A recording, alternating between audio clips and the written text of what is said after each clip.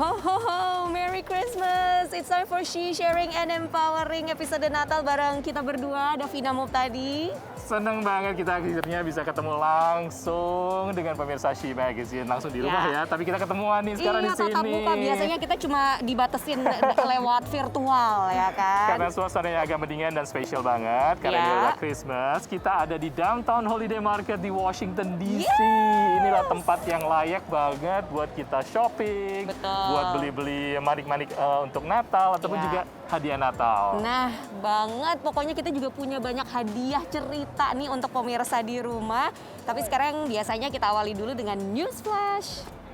Ibu negara Amerika Serikat Jill Biden mengadakan acara untuk anak-anak SD di Gedung Putih bersama beberapa karakter kartun. Ia dan para pelajar kemudian mengungkap dekorasi interior Gedung Putih untuk musim Natal dan akhir tahun. Ketua DPR Amerika Nancy Pelosi memimpin upacara penyalaan pohon Natal di luar gedung Capitol Washington DC. Pohon setinggi 25 meter itu dihias dengan 15.000 ornamen yang dibuat oleh para pengrajin California. Artis Carrie Hilson mengatakan film barunya Hip Hop Family Christmas akan mengundang tawa dan memperlihatkan seperti apa rasanya jadi selebriti. Filmnya turut dibintangi oleh Terrence J. Neo, Soraya, MC Light, dan Redman. Salah satu tradisi yang biasa kita tahu kalau lagi Natal, biasanya ada film-film Natal yang dirilis, ataupun juga ada kisah-kisah Natal yang dirilis di berbagai entertainment. Tapi juga ada tradisi yang namanya menyanyikan lagu-lagu Natal atau Christmas caroling ke rumah-rumah. Dan ini dimulai mungkin sekitar beberapa ratus abad yang lalu. Dan biasanya dimulai waktu itu di Eropa ya, pertama kali. Ternyata tradisinya udah lama ya. Kalau saya taunya malah cuma dari film-film aja gitu kan, belum pernah lihat secara langsung. Sampai akhirnya ada nih ternyata sebuah komunitas di Amerika Serikat yang mencoba menghidupkan kembali tradisi itu. Karena sebenarnya ada sih di Amerika, cuma agak-agak udah mulai ditinggalkan gitu kan. Tapi ada ternyata komunitas di Centerville, Virginia, termasuk orang Indonesia yang ikutan. Langsung aja kita lihat liputannya.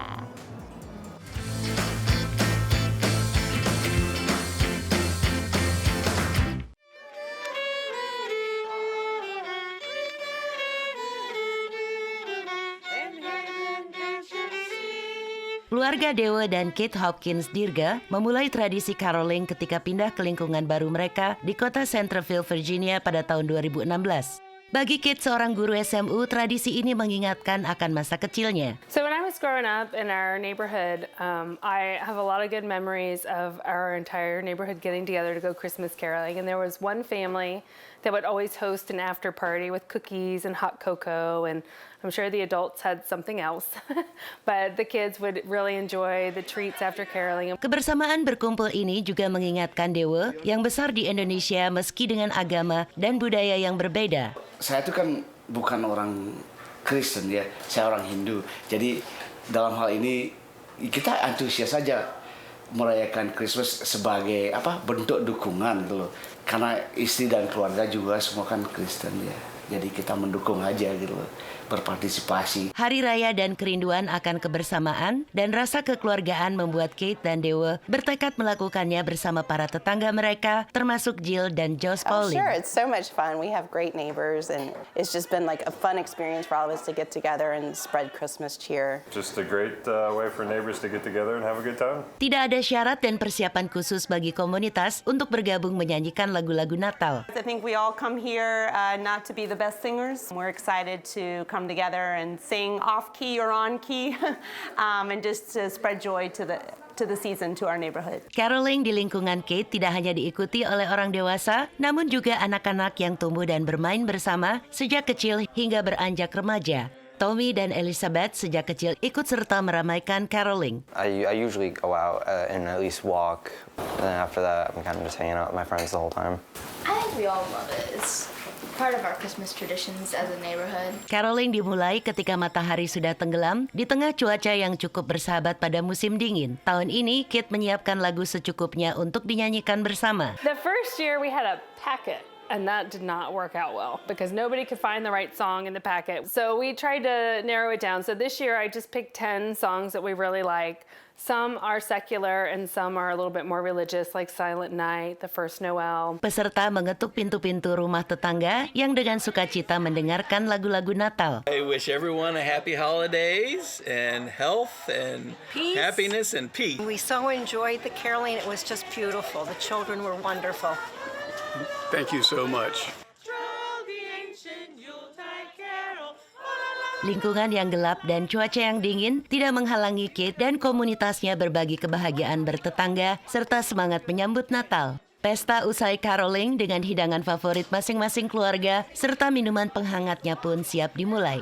Dari Centerville, Virginia, Madeyoni, Nia Iman Santoso, VOA.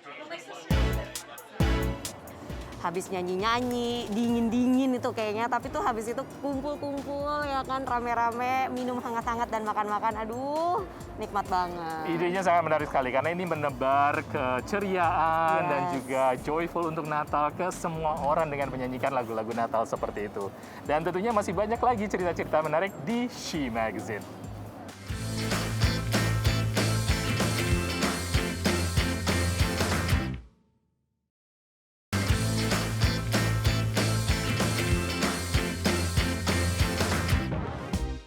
Pemirsa, Anda masih bersama She Magazine, sharing dan empowering. Yang kita ketahui, kalau udah acara Natal seperti ini, menghias pohon Natal itu udah jauh-jauh hari, pemirsa. Dari bulan November dari sudah mulai. Habis Halloween langsung pohon Natal didirikan. Terus langsung udah didirikan dan mencari pohon Natal dan biasanya berlangsung sampai Januari nanti ya. Oh, masih dipasangnya ya? Masih dipasang. Nah, banyak orang Amerika ini lebih seneng untuk menebang pohon cemara. Jadi pohon hidup terus kemudian dibawa ke rumah karena harum gitu kan, semerbak buat di rumah. Nah, ini juga membuat produsen pohon ini kewalahan karena banyak permintaan. Langsung aja kita lihat liputannya.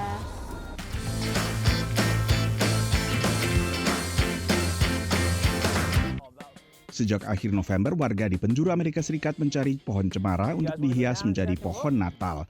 Organisasi kegiatan anak, Boys and Girls Club di Miami, negara bagian Florida, termasuk yang menjualnya. There's no question that over the last few years there's been a supply issue in the number of trees. There's a lot less trees that are being available for these type of things, particularly these type of trees that we sell, which are premium trees. They take a little bit longer to grow, they take a little bit more TLC. Kelangkaan pohon tebangan untuk pohon Natal telah terjadi bahkan sebelum pandemi, akibat kebakaran hutan di negara bagian penghasil pohon seperti Oregon. Tapi tahun ini keterbatasan stok pohon disertai gangguan jalur pasokan dan keterbatasan pekerja distribusi. There's no question prices have gone up, our shipping has gone up, so all those type of things affect the bottom line of how we get them here and what we're able to sell them here. At the end of the road, I think is a combination of factors that are behind all of these. Jorge adalah pemilik Lightscapes, perusahaan yang memasang hiasan Natal untuk gedung-gedung besar. Most inventory is low, or they still don't have inventory. So we've been looking in different places as we drive around, and I don't see many trees. Perkembangan serupa terlihat di negara bagian California, di Santa Clarita, tak jauh dari Los Angeles. It's been a little harder this year. A lot of things with the trees themselves have just had kind of the issue of drought being one major one. It browned out a lot of the big trees. We won't get those back in until next year when they've kind of reflushed from all the rains that they did get this last couple of months.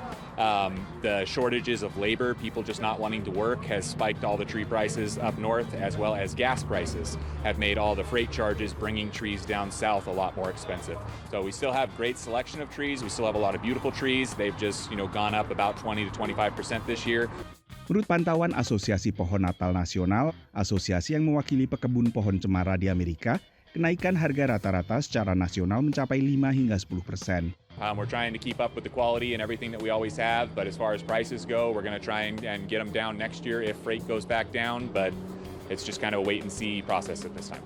Absolutely, we don't care. We're going to get one no matter what it costs because it's Christmas. They're just awesome here, so we're excited to shop local. Bagi mereka yang tak membeli pohon tebangan, asosiasi lain, Asosiasi Pohon Natal Amerika yang mewakili produsen pohon Natal artifisial alias plastik, menyarankan pohon Natal non-natural saja.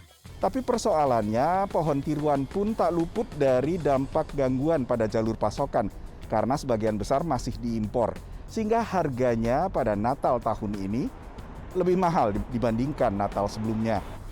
Dari Washington DC, saya Nova Purwadi dan tim VOA. Masih di di She Magazine. Selain pohon Natal, tradisi tentunya nggak lengkap tanpa ada Sinterklas. Ini penting banget dong buat anak-anak ya kan? Harus itu, dan kita tungguin aja nih, mungkin ada di sini Mungkin nanti. ada. Tapi tahun ini gimana nih? Masih ada nggak sih Sinterklas? Soalnya aku jarang lihat nih. Nah ceritanya ternyata Sinterklas itu kan biasanya orang tua, bapak-bapak tua. Dan ternyata karena pandemi ini yang menjadi Sinterklas itu jumlahnya menurun. Karena apa? Ada berbagai alasan. Pertama mungkin karena masalah pandemi dan vaksinasi dan mereka belum nyaman untuk ketemu dengan anak-anak. Dan juga mungkin mereka banyak yang pensiun katanya tahun ini. Gimana ceritanya sih? Kita lihat aja liputan berikut.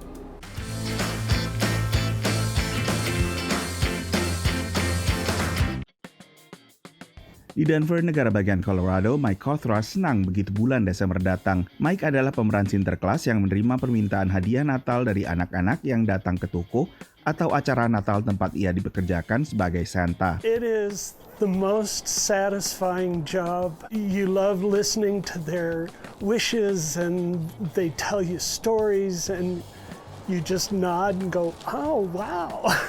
It is so much fun. Tahun ini permintaan akan Sinterklas meroket dibandingkan Natal tahun lalu saat PPKM berlaku ketat dan vaksinasi baru saja dimulai. Permintaan pun meningkat ke pusat pelatihan Sinterklas profesional di Denver. Even on the weekends, you'd have 2, maybe 3 jobs, and that was okay. But this year, we're finding out we're going to be doing possibly 4 jobs a day, 5 or 6 days a week. Big events for the corporate, the private, the organizations, our virtual parties, those begin this weekend. I have bookings for after New Year. Pada saat yang sama, jumlah pemeran Sinterklas sangat terbatas. About once every 8 minutes, I get somebody that calls that wants a Santa Claus for some event.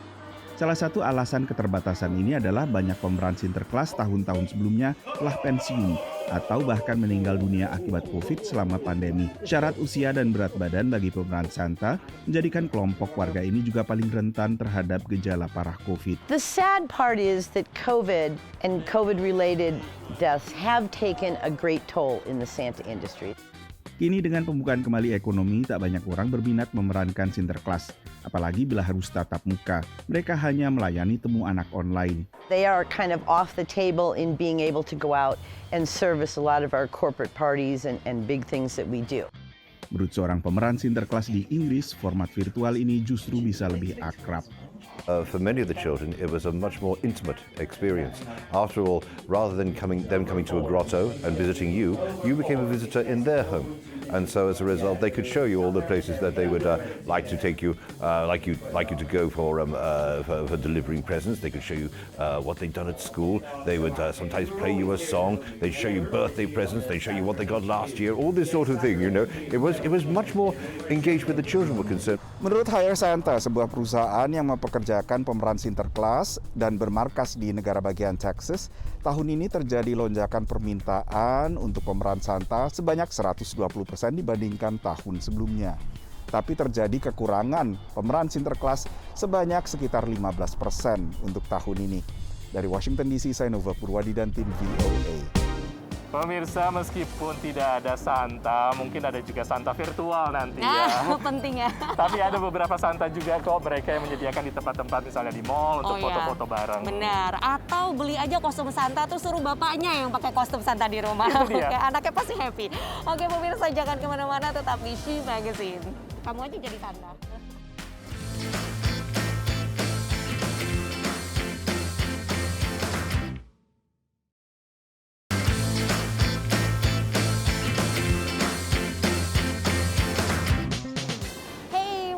Di She Magazine, sharing and empowering. Kita masih berbagi kebahagiaan, menebar kebahagiaan di hari Natal. Karena kita sekarang sedang berada di Christmas Market di downtown Washington DC. Aku tahu kalau misalnya di Eropa itu pasar Natalnya kayak di Jerman itu kan bisa gede banget. Yang ini lebih sederhana ya. Itu udah tradisi banget ya di Jerman ataupun juga di Eropa itu udah ratusan tahun lamanya. Kalau di DC mungkin baru belasan tahun, tapi tetap meriah. Seperti apa sih meriahnya Holiday Market di downtown Washington DC? Kita lihat liputan berikut.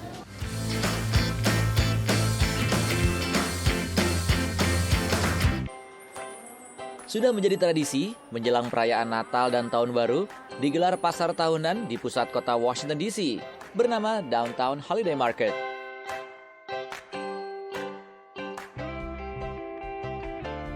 Tahun ini merupakan tahun ke-17 digelarnya pasar yang menjajakan beragam produk kerajinan tangan dan makanan. Panitia penyelenggara pasar tahunan ini, Michael Berman, Executive Director dari Diverse Markets Management, mengatakan, We have over 70 different exhibitors and many of them are local and make their own, their craftspeople make their own product. We also have vendors that represent other countries that bring the handicrafts from the other countries. Beragam kerajinan tangan unik bisa didapatkan di Holiday Market ini. And then I cut the can into strips. Shumba Masani adalah seorang seniman yang lahir dan besar di Washington DC. Ia dikenal dengan karya seninya yang terbuat dari kaleng bekas minuman soda. Sudah lebih dari 10 kali ia berpartisipasi di pasar tahunan ini. Great market. It's run well, it's put together, well organized. A lot of people come through, so it's a great market. Peserta lain Douglas Heifetz, ia memiliki usaha bernama Lost and Forge yang membuat berbagai perhiasan dan ornamen Natal dari garpu dan sendok dari perak. Selain di pameran, karyanya juga dijual secara online dengan pelanggan bukan hanya di Amerika, tapi juga di luar negeri, termasuk di Indonesia. I make almost everything from antique silverware. My goal is to celebrate surprising transformations and to make upcycling irresistible. This is one of my reindeer Christmas ornaments that I make from old dinner forks. And I've shipped my pieces to all 50 states in the United States and already 40 countries overseas and counting. And I believe I've shipped to Indonesia. Terdapat sekitar 80 penampil yang juga ikut memeriahkan panggung Holiday Market tahun ini. Berbeda dengan tahun lalu, di mana semua acara panggung ditiadakan di tengah maraknya kasus COVID-19. Selain itu, yang beda di tahun ini adalah sudah tidak diwajibkan lagi menggunakan masker. Pengunjung yang datang ke Holiday Market ini bukan hanya warga lokal Washington DC saja, seperti Lynn yang berasal dari negara bagian Maine. I like the handcrafted things, and it's fun seeing things from all around the world. I noticed there were some crafts that they brought in from Turkey and other countries, so that's fun. This one, $5 inside. Downtown Holiday Market tahun ini digelar sejak tanggal 19 November hingga 23 Desember 2021. Dari Washington DC, saya Irfan Ihsan bersama Alam Burhanan dan Ronan Zakaria, VOA. Yang jelas, yang pasti diborong, itu semua adalah mainan kayaknya. Betul. Karena untuk anak-anak semuanya kan hadiah Natal ini. Tapi kalau di sini yang terkenal itu mainan yang biasa diborong adalah mainan lisensi dari film-film layar lebar. Nah ini gimana ceritanya, Fen? Iya ya, biasanya kan mainan-mainan itu terinspirasi dari film-film gitu kan. Tapi kan di tahun ini, apalagi masih di tengah pandemi, itu film yang dikeluarkan itu sangat sedikit sekali. Nah ini ternyata juga ikut mempengaruhi tren mainan di akhir tahun. Langsung saja kita lihat.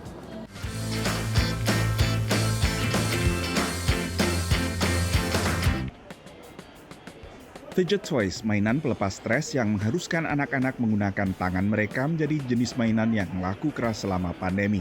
I think that fidget toys are a big result from quarantine and learning to coping with those emotions. We're seeing this year a lot of social emotional learning toys, and that is teaching kids how to cope with their emotions, how to recognize and name their emotions, how to see them in other people, and then how to deal with them.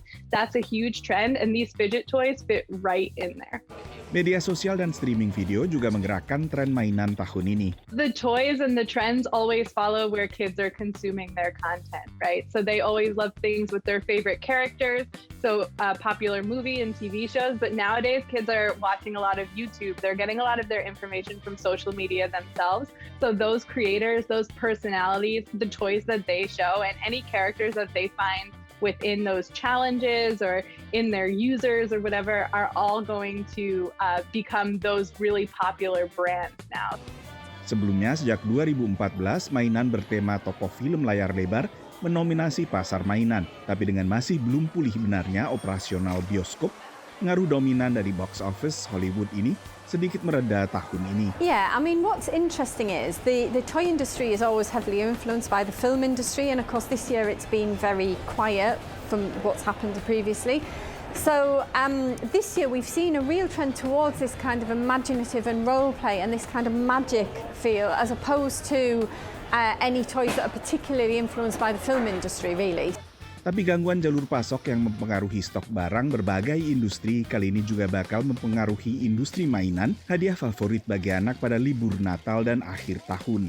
We know from import data from toys that U.S. companies have imported more toys so far in 2021 than they ever have before.